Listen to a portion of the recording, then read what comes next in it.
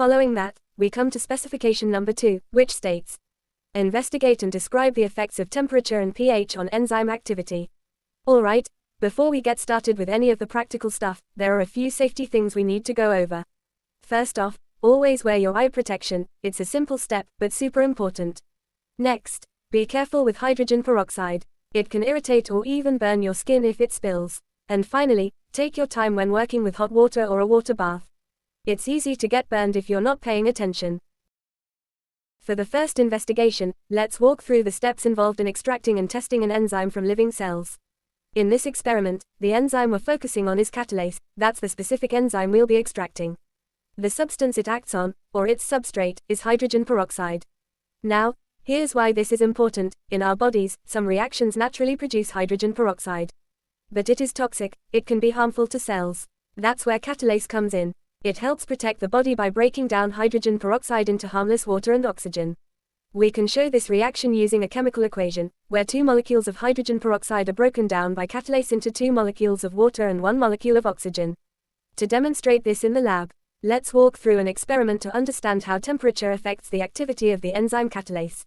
We begin by preparing a liver extract. To do this, we grind up some fresh liver with water and a small amount of sand.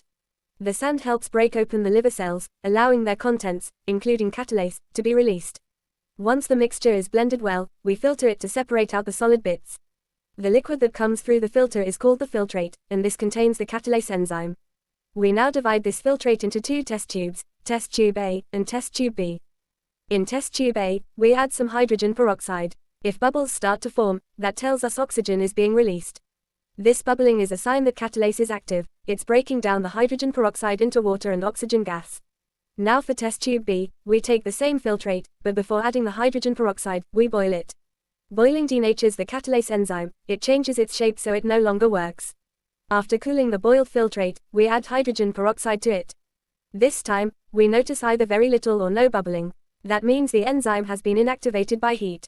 We also test a non-living catalyst, manganese 4 oxide, to see how it behaves.